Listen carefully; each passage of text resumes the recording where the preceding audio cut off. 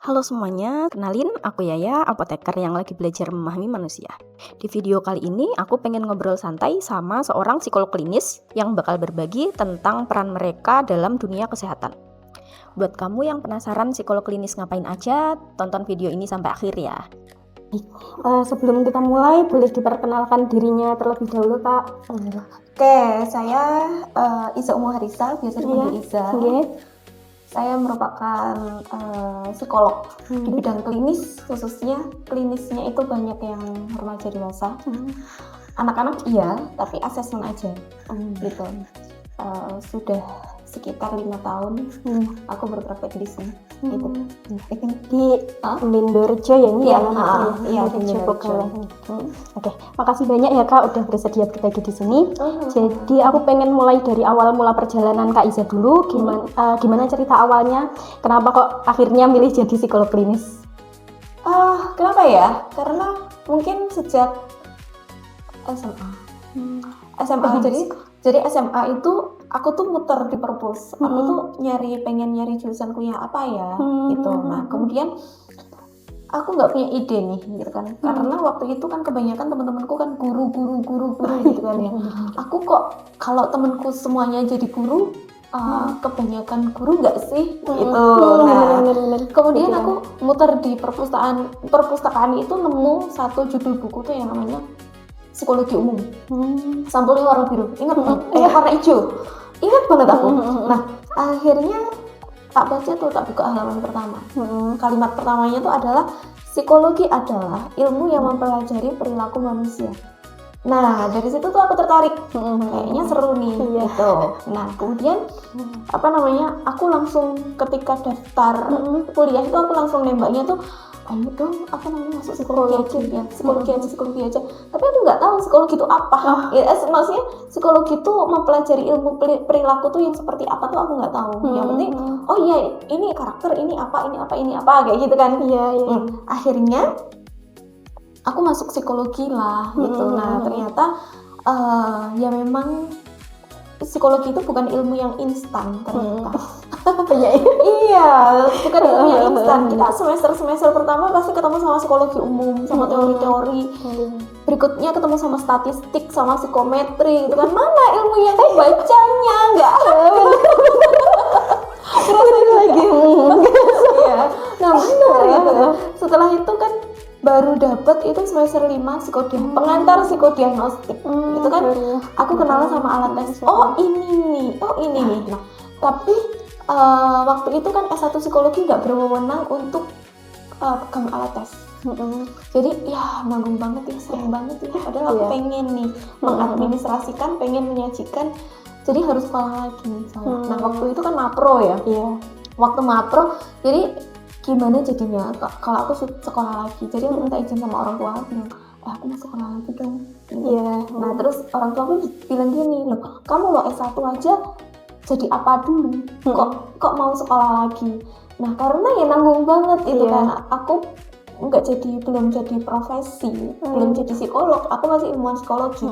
Nanti kalau misalkan aku kuliah lagi ambil magister profesi, nanti aku bisa punya wewenang ini. Nah akhirnya orang tua aku itu akhirnya gitu kan.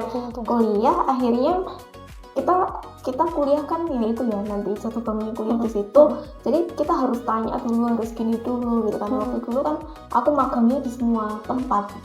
Polda, terus rumah sakit jiwa, BNN. Itu yang S2-nya? Iya, yang S2-nya gitu. Jadi aku harus pegang klien dan didampingi di supervisi sama dosenku sebelum aku akhirnya buka praktek sendiri.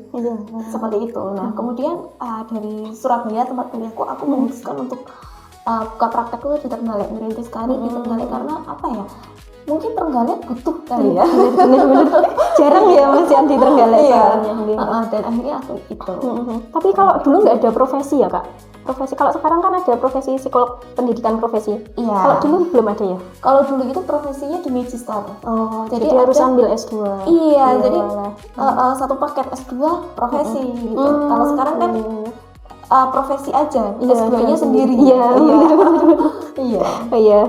Terus kalau Kak Iza ada spesialisasi tertentu gitu nggak Kak? Nah, itu ya yang mungkin masih menjadi pengembangan ilmuwan psikologi.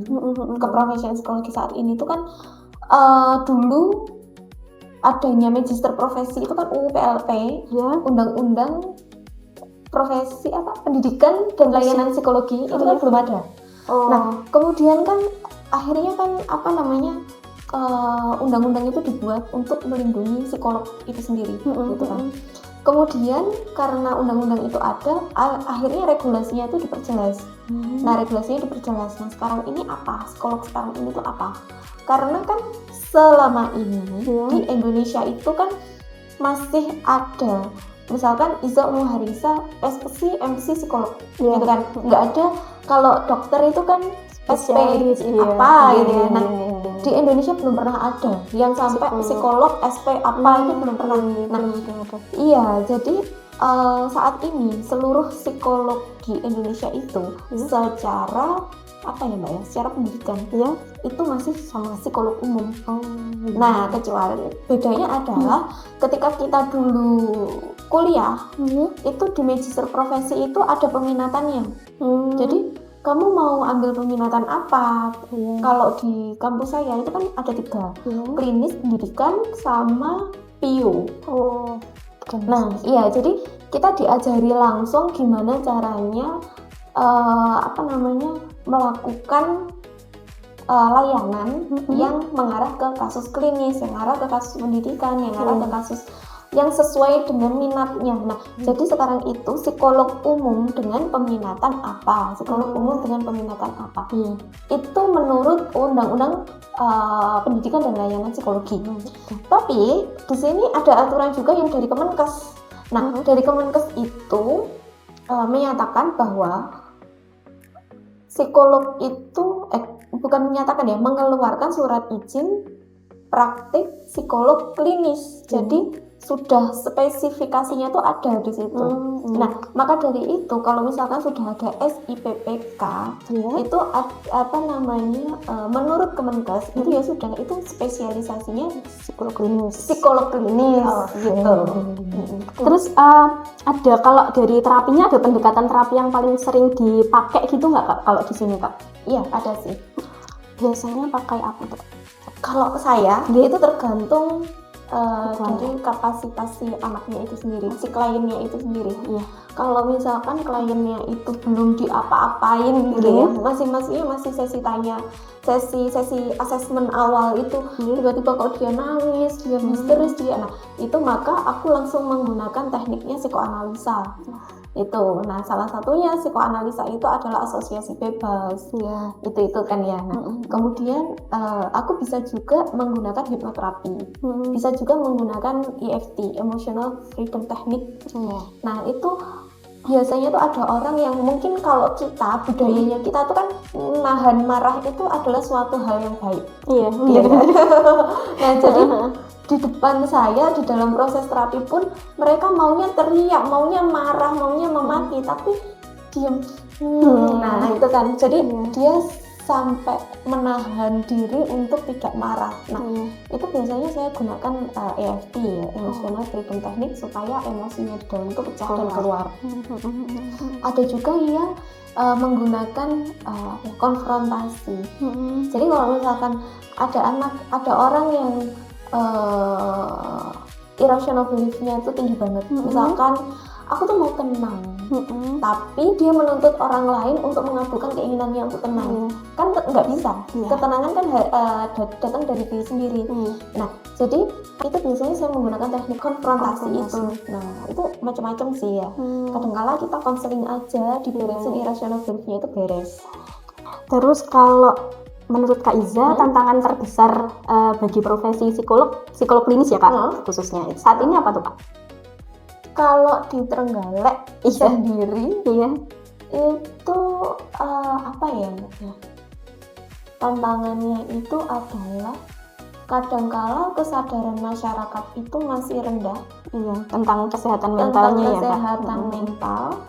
Kemudian pergi ke psikolog itu dianggap masih agak tabu. Nah, sehingga mereka nahan. Aku masih normal kok. Aku masih mandi kok. Aku masih bisa dandan, nah Iya. tapi dia nggak tahu gitu kan dinamika mentalnya itu sudah sangat kacau sekali di situ gitu.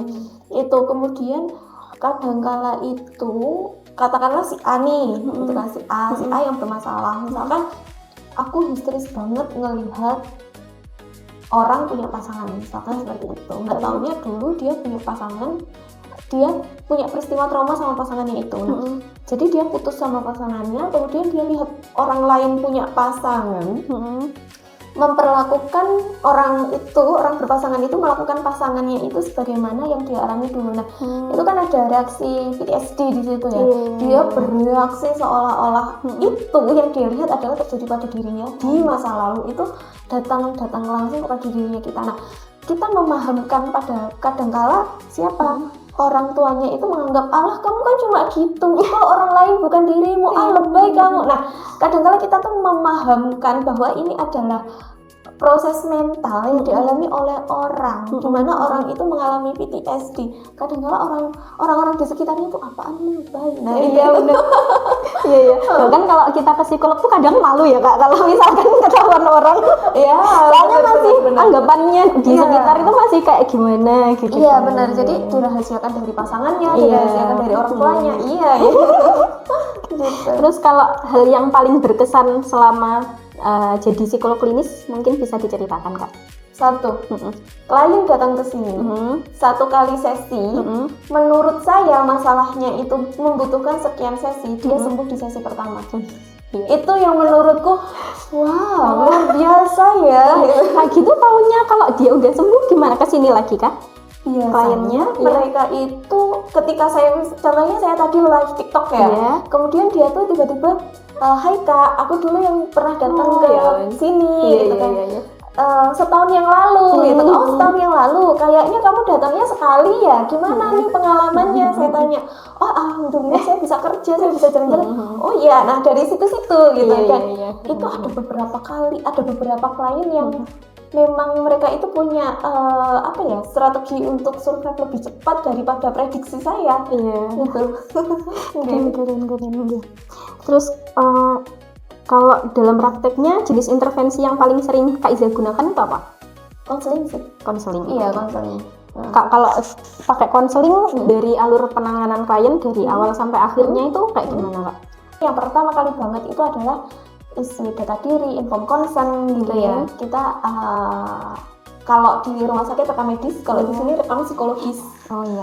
Oke, itu pertama kali banget. Nanti kemudian saya analisis itu dari rekam psikologisnya, ini kayaknya mengarah kemana.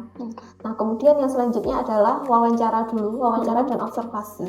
Nah, wawancara dan observasi itu nanti ini arahnya dia ini masih normal bermasalah atau sudah disorder, gitu.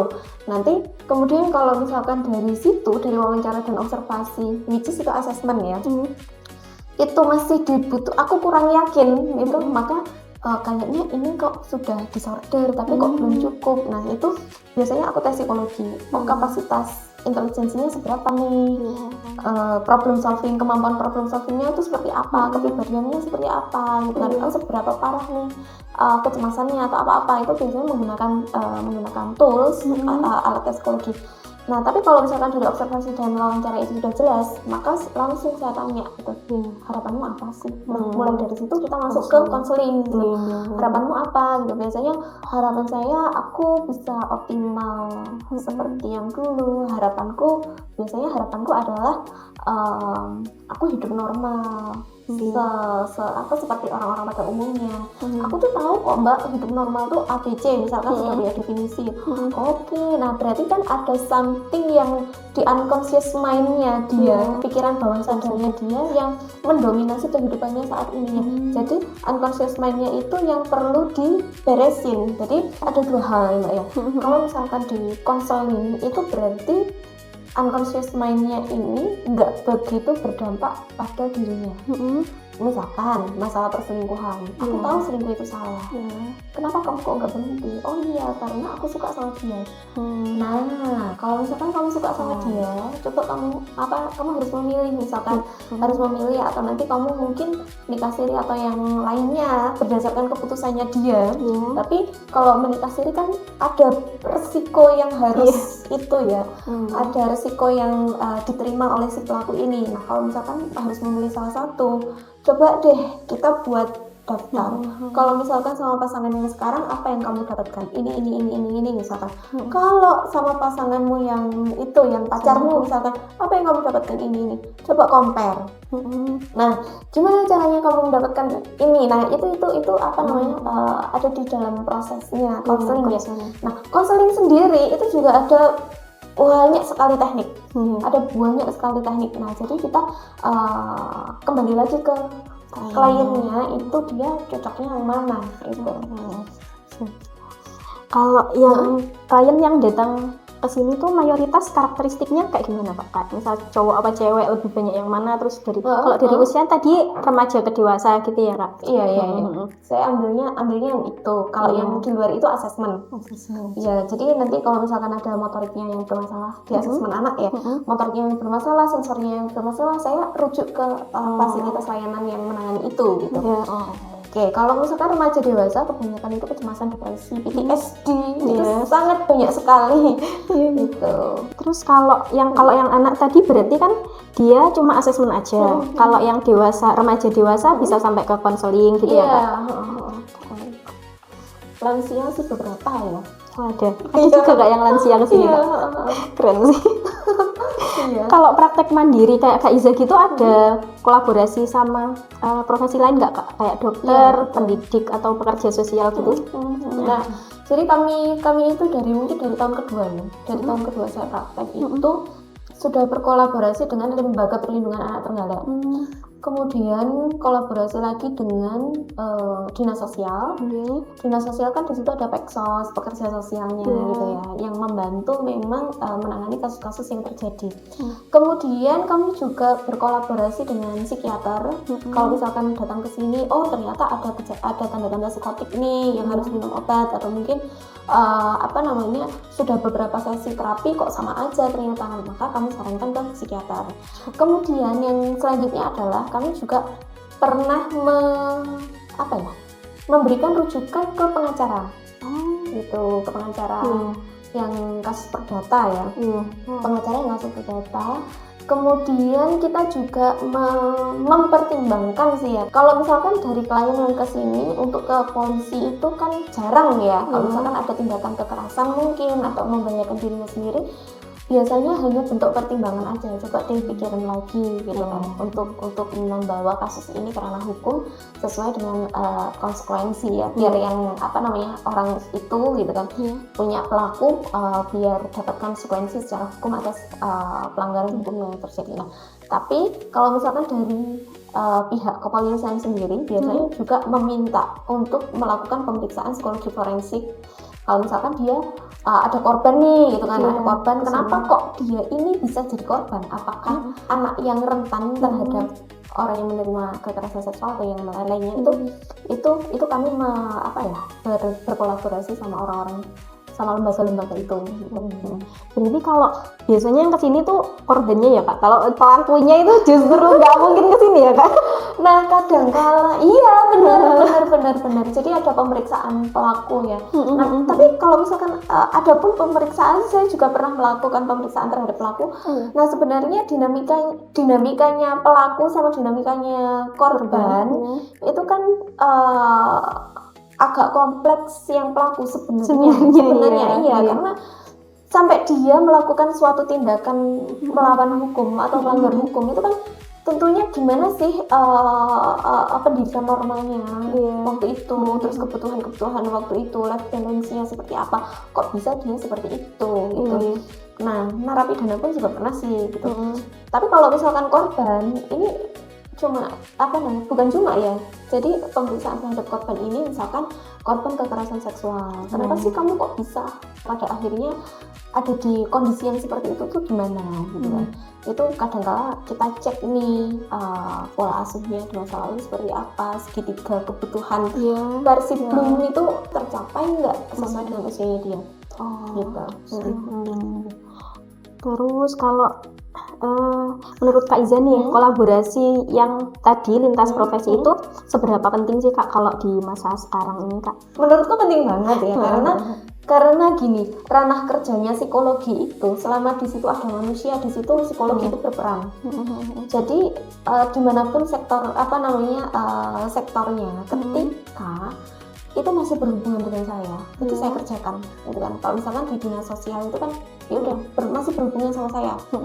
Di shelter juga satu lagi shelter itu rumah aman sementara. Rumah aman sementara bagi korban anak rentan sama ODGJ. Nah kemudian khususnya di Trenggalek ya itu kan belum ada jabatan fungsional psikolog klinis di manapun. Belum ada ya? Belum ada. Jadi sebenarnya itu penting dan itu memang sudah disadari bahwa itu penting. Nah, tapi ya kita semoga aja harapannya ke depan memang ada jabatan itu. Karena itu memang sangat penting. Kemudian karena kita itu juga membantu dalam prosesnya mereka untuk mencari solusi. Kak Iza sebelumnya udah pernah kayak ngasih layanan klinis di sekolah atau panti asuhan gitu nggak Kak? Panti sosial gitu? Pernah aku melayani asesmen psikologi klinis sampai pada penegakan diagnosa. Iya, tapi di sekolah kayak dipanggil gitu Kak? Di sekolah kayak dipanggil. Itu karena gini, waktu tahun 2025 itu kan anak penyandang disabilitas itu punya bantuan. Itu dapat bantuan dari pemerintah. Bantuan katanya bantuan itu bisa cair ketika ada surat keterangan disabilitas. Nah sehingga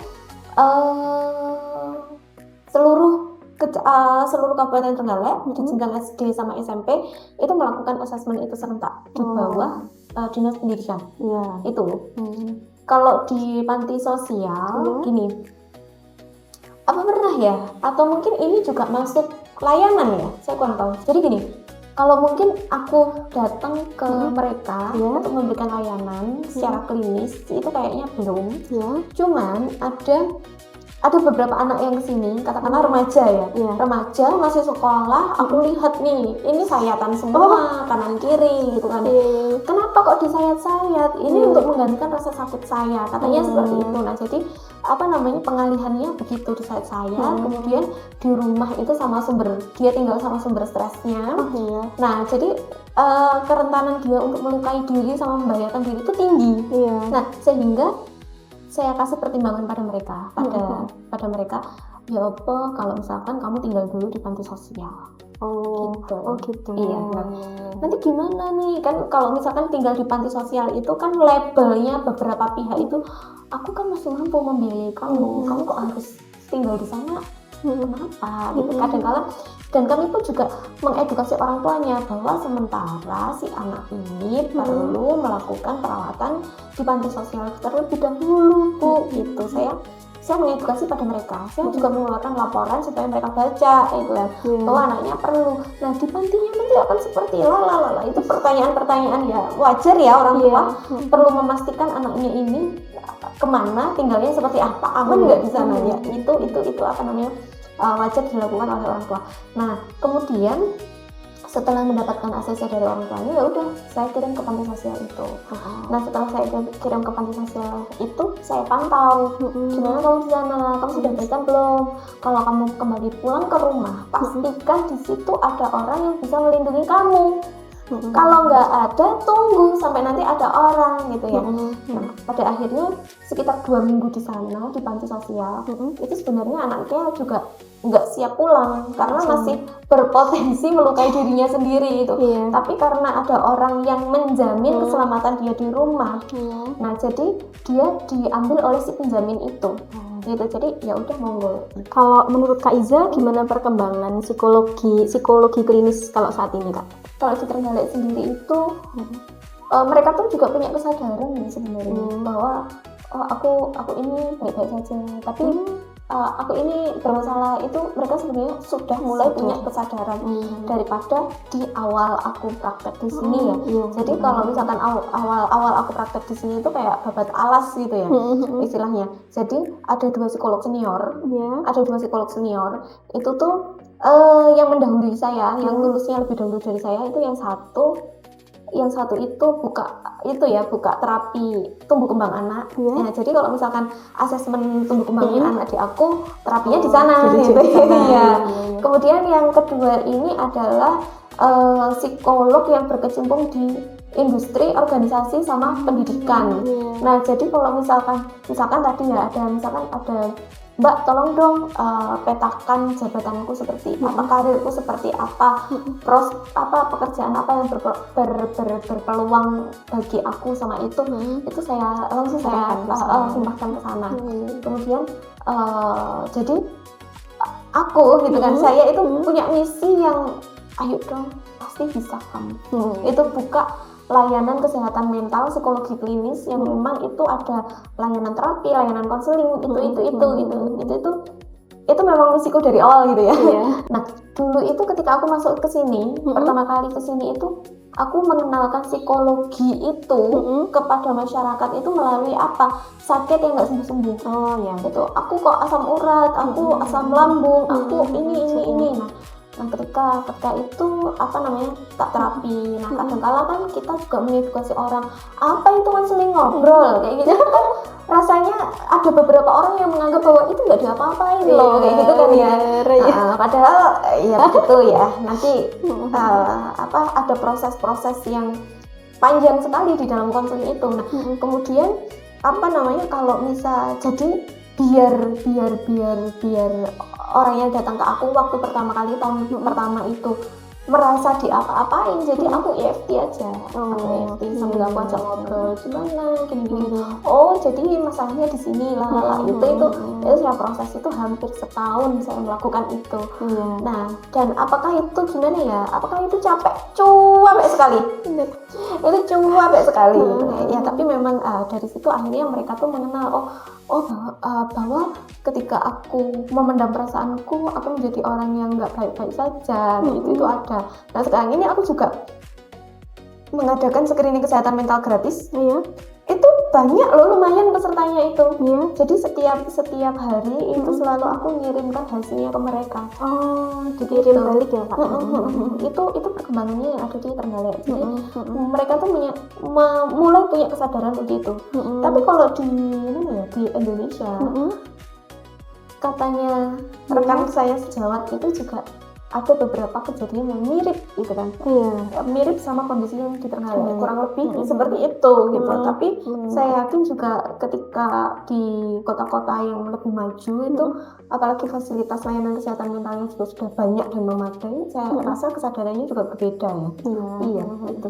Kak, terus kalau kode etik yang harus dipatuhi sama psikolog klinis nih, itu apa aja Kak kira-kira Kak? Yang melekat di saya itu adalah kerahasiaan, kemudian bagaimana kita tuh memberikan pelayanan sesuai dengan standar. Jadi gini, yang namanya kerahasiaan kan mutlak ya Mbak ya. Kadang-kala ada orang tua membawa anaknya, misalkan Mbak, anak saya di dalam aja biar leluasa gitu ya. Tapi anak itu minta loh ada beberapa part supaya ini dijaga aja, aku sama Mbak Iza aja Jadi orang tuaku jangan kasih tahu yang part ini. Nah, ya oke, saya harus menghormati karena dia klien saya. Atau mungkin suami istri, si suaminya bilang, Mbak, part ini istri saya jangan tahu ya. Ya sudah, saya jaga. Meskipun Mbak, gimana suamiku yang part ini? Coba tanya aja sendiri sama ibu. Nah, itu menjaga, kita harus menjaga, kita nggak bisa cerita meskipun itu orang terdekatnya dia. Nah itu menjaga rahasianya. Kemudian untuk standar layanannya gitu kan, kita juga nggak bisa ngawur gitu ya. Artinya gini, oh ini kayaknya nggak bisa, ini kayaknya gini gitu kan, nggak bisa seperti itu gitu.